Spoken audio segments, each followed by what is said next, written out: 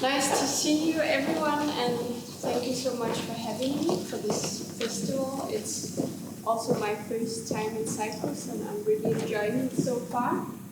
And I come here to tell about a virtual reality opera that I have been working on for the last 3 years and just finished. We had our premiere this summer, and my name is Rebekka Bohse Meyer. I'm from Copenhagen, Denmark. And before I go through the opera experience, I just want to tell you a little bit about me and my background. I'm the artistic director of Hvid Performing Arts, and it's a company that creates sound-driven and audience-engaging performances. And myself, I have a musical background from singing and also an academic background from musicology and performance. And this company is really a way of fusing my interests in sound and immersive theater and interactive performances. So what we do is immersive/interactive performances.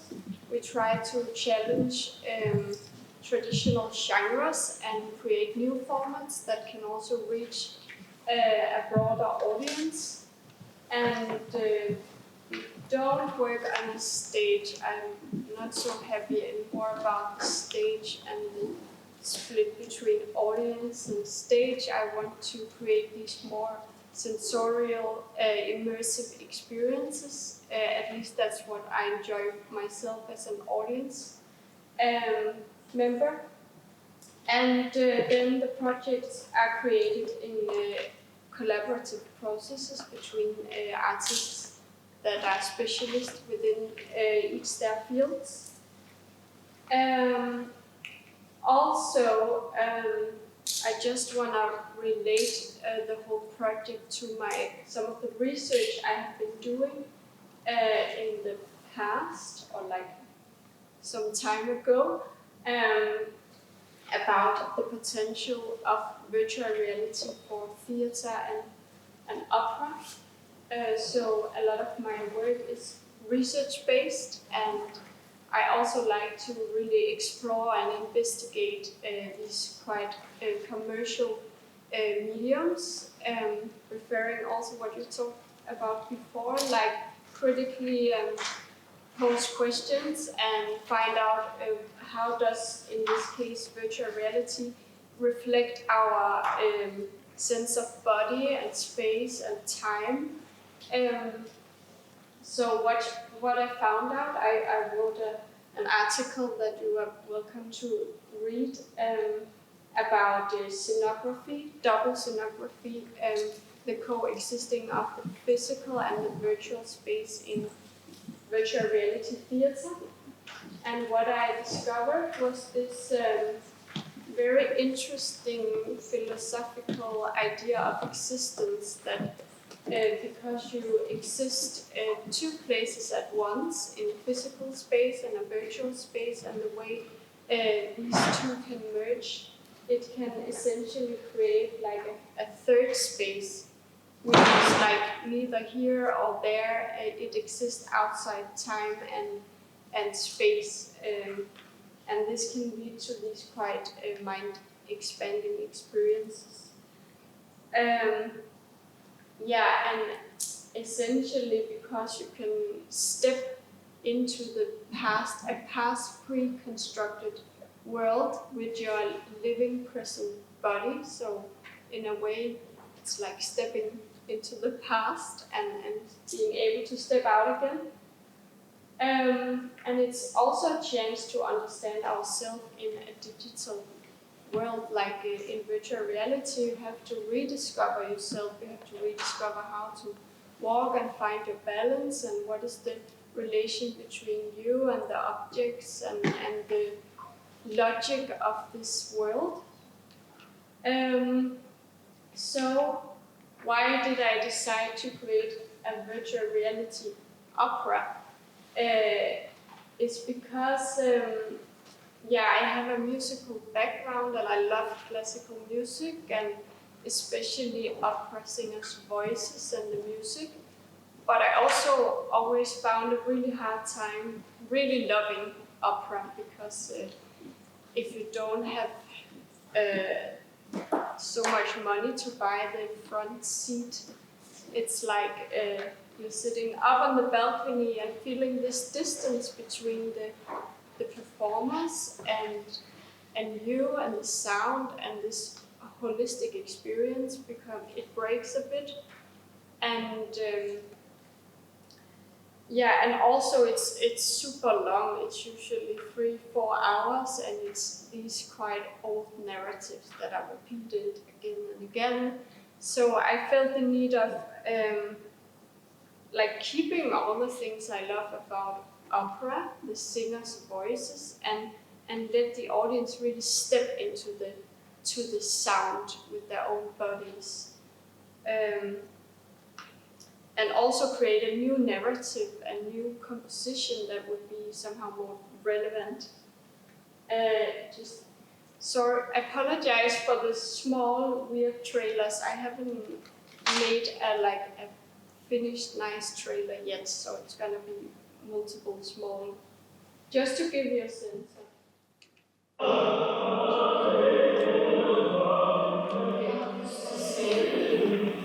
Nye slags opera, som både kan komme et nyt narrativ, men også som kan publikum lov til at træde ind i operaen deres egen krop og mærke musik rundt om det, som jeg synes.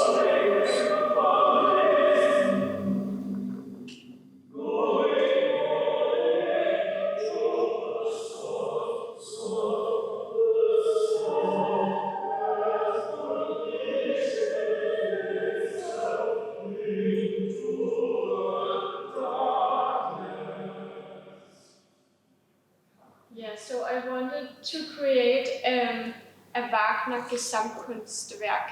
Like, I don't know if you know much about Wagner, this old opera composer who created this theater to give the audience a 360 experience. And I thought that virtual reality is actually a great way to give a 360 opera experience. And also to reach another kind of audience and younger audience. And then I found this similarities between this super spectacular idea of opera and also spectacularity of virtual reality. And I thought it would be interesting to what happens when you fuse these two. The theme of the opera, like speaking of the spectacular, it's a pretty universal theme of death, which is also very tied to the genre of opera. But rather than dealing with a very concrete idea of death, I wanted to give more perspectives, and I was very inspired by this Danish researcher, Mikkel Krause-Fransen, who joined the concept of necroaesthetics. And for him, to characterize a necroaesthetic work it has to deal with grief, it has to have a paradoxical temporality, and a spectral materiality. I'm not gonna go so much more into it because I don't have so much time if I'm gonna go through the whole thing, but Jakob Madsen, another Danish researcher, then chose to categorize necroaesthetics into 6 different versions or aspects of death, which I think is so interesting to look at death from all these different kind of perspectives and not just a dead body and this very Western idea of death. And he divides it into the spectral death, which is the memories of the past haunting the future, the idea of the ghost, the spectra, the self-destructive death, which is like emptiness and self-destruction, and who has the power to live and let go. The grotesque death, which is the very literal dead corpse and the decay, this whole circle of life. And the architectural death, which is when death manifests itself in objects like monuments, but also architecture as a way of controlling people and controlling life. The transcendental death, which is the metaphysical idea of death and the blurred lines of boundaries between death and life, and when these two intertwine. And then the post-human death, which is our denial of death and wish to prolong it. And in our case, the post-human death, so what happens when humanity dies, maybe it leaves space for something else. And then I was interested in investigating death in a medium like virtual reality, because it talks so much into our sense of existence. And again, this idea of stepping into a pre-constructed past, it was a bit like stepping into the death and be able to actually step out alive again in a way. I have a little longer trailer, just get a sense of the work before I go through the experience.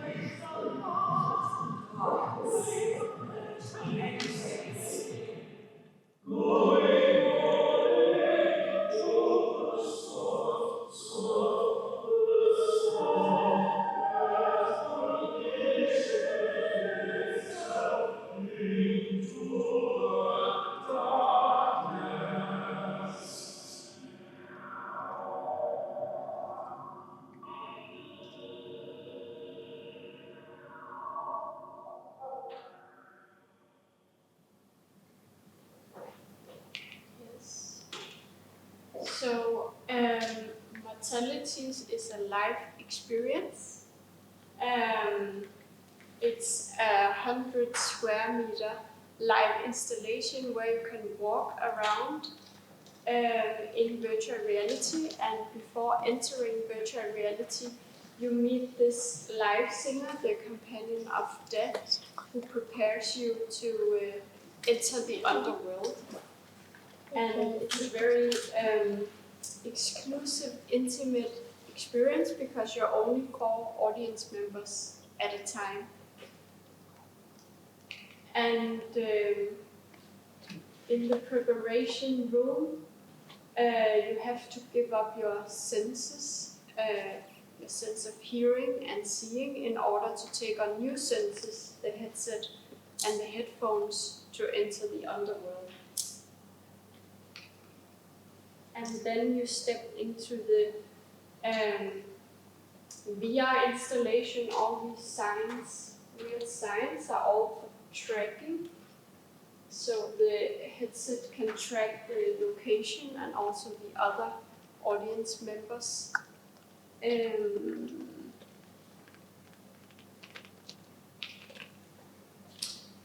in the virtual world, you meet again the companion of death in a virtual version who will guide you around through the experience. So basically, you go through the 6 necroaesthetic spaces, which are very atmospheric, calm spaces, and it's a musical experience, so there is no gaming elements. It's like rather like a concert that you are moving through. And then we have a few physical objects that you can touch. For instance, this big stone floating in the air that you're also able to touch. And we play a bit with smell and temperature. And it's a multiplayer experience, so you are able to see your co-audience members as an avatar, a red head, so you don't bump into each other. And it's still a collective experience. And then we have a title in each of the spaces. It's a little bit hard with text in VR, so we chose just to have the portals, the titles, and then you hear the text from the singers. It's quite poetic text, and there is no narrative as such. And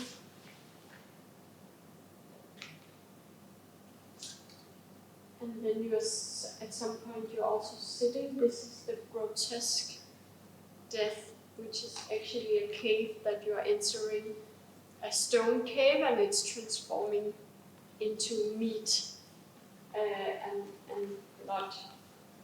So you're really inside the body in a way. And let me see. Yeah, it's this is the post-human space, and the companion of death dies in the end. So it's the end of humanity. And it's the VR part lasts for about 35 minutes, and the whole experience 50 minutes in total. Afterwards, you get your equipment taken off, and you go to the exit space where you get your senses back, like small stones, and the libretto, the text, so you can read it afterwards. And yeah, that's the Mortalities experience. Equipment, we use the Pico Enterprise headset, which is super good for tracking and also multiplayer setup. We don't need any external sensors. And then each headset has a computer. And we have 2 groups overlapping of 4 audience members. It's like an installation running 6 hours. So we have 8 people in VR at the same time. And they stream the content from the computers. And then they have headphones with specialized 3D sound. And software, 3D modeler has used Blender. We use Wise to specialize the sound, which is like the only, I think, software for sound. It's really not made for sound, virtual reality. And it's a bit funny to make a sound experience in a very visual medium, because it's not made for it, it's made for gaming. So we have really been forcing it. I'm going to tell more about that. And everything is then put together in Unity. I'm going to tell a little bit about the process, how we created Mortalities. It was a very complicated process because it's not really done before, at least not in Denmark. So I had this idea from the beginning of the 6 necroaesthetics, and I wanted to do a VR opera. I invited an electronic composer, a text writer, and a visual artist, and we would brainstorm together and find the content or atmosphere in each of the 6 spaces. And it was important for me that it was a very collaborative experience in a non-hierarchical way. So I didn't want the music to come first and then create visuals that would fit with the music or the other way around. So it was really like building up together as a Gesamtkunstwerk in a way.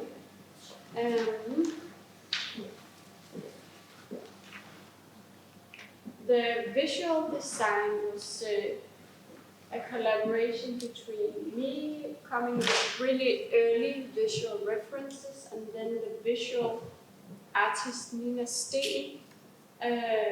None of the artists worked with virtual reality before, but for me it was very important that we could find our own aesthetic and style that wouldn't look like a computer game, and I didn't want the last new effectful stuff that would look super outdated in a year, but we would find our own, build up our own world that would still be interesting in a year or two.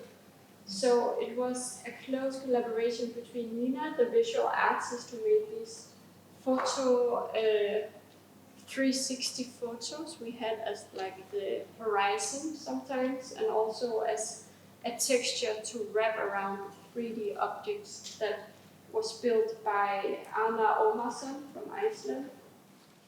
I joined the project simply because a VR opera just piqued my interest.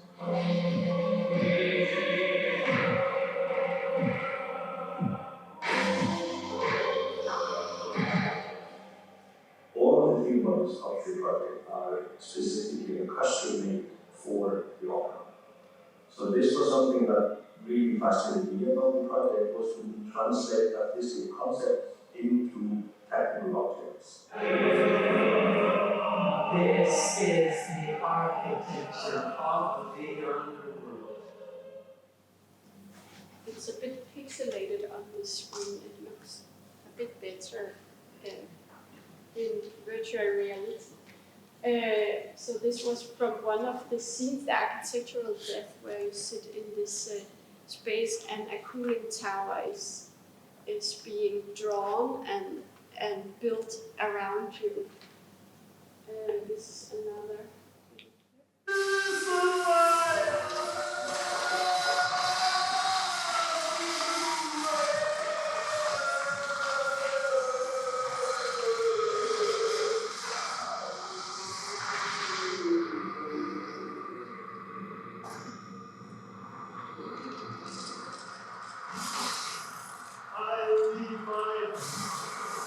Three-dimensional dream design.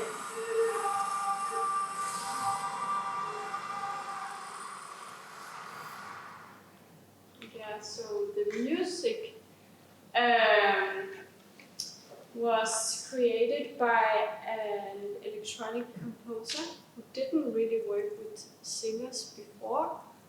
So it was also a collaboration between me and her, so I casted the singers, and I chose some singers who liked to do experimental stuff and improvisation.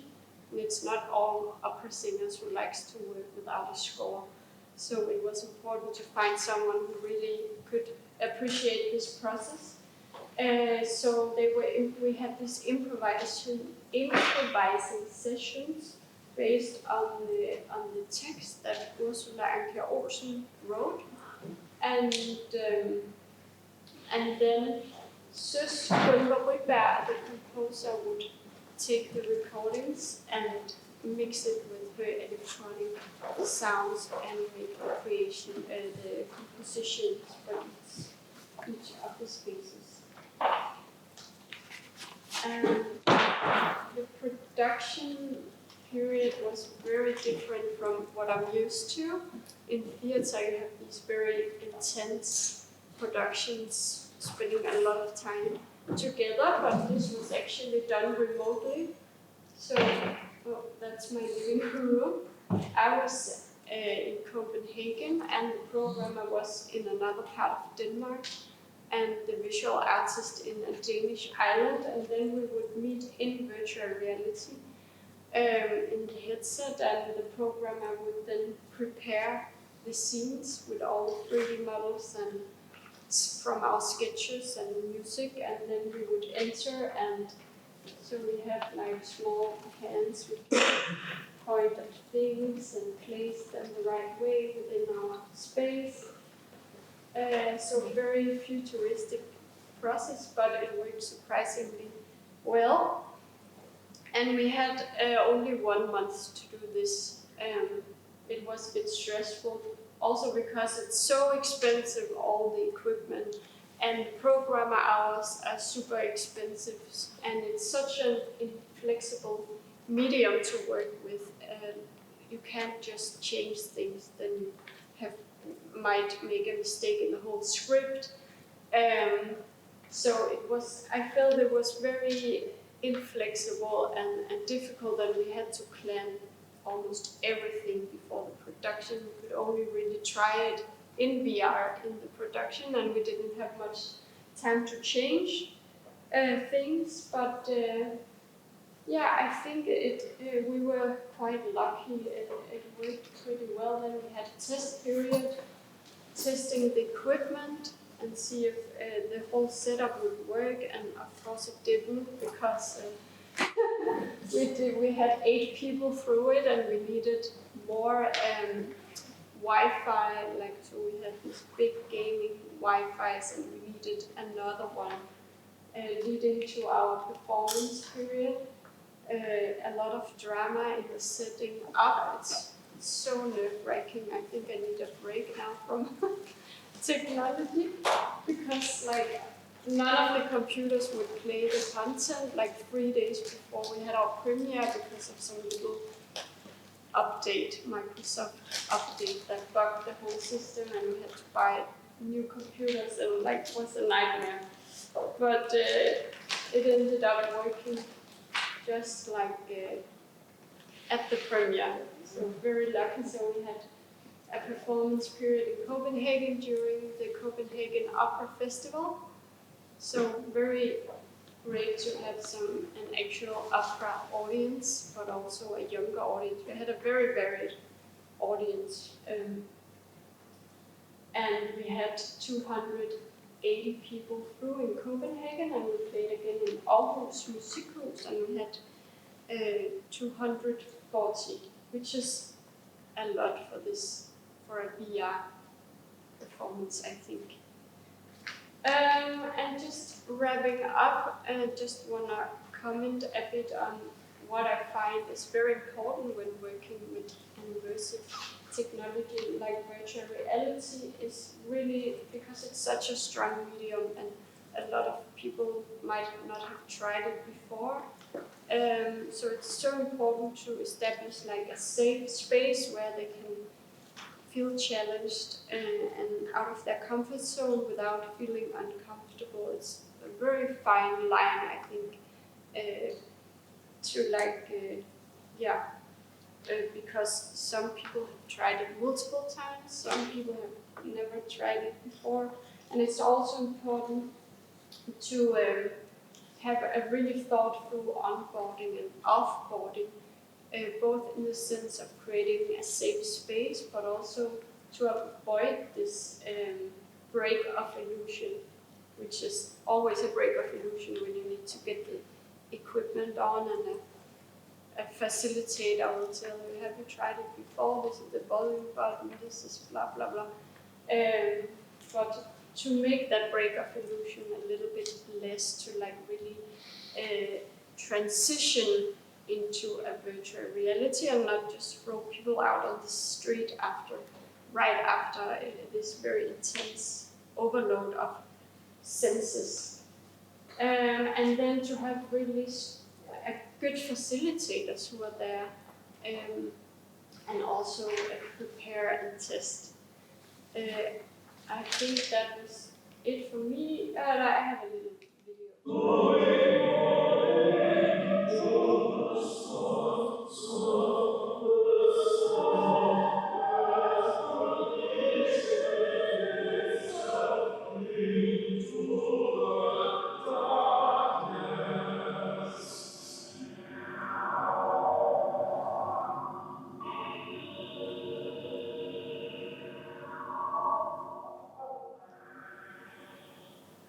this was the last scene, and a motion capture suit transferred to a 3D figure that would dance in space. I love that you can really, you don't have you have to respect the dimensions. You can dissolve gravity. It's quite fun. If you want to follow my work or read more about Mortalities, it has its own webpage with more information, and you can follow your performing arts on Instagram. And this is my webpage, and credits. Big team, the Danish company, VR company Man, was doing the VR development. They're super talented. Funding. Thank you.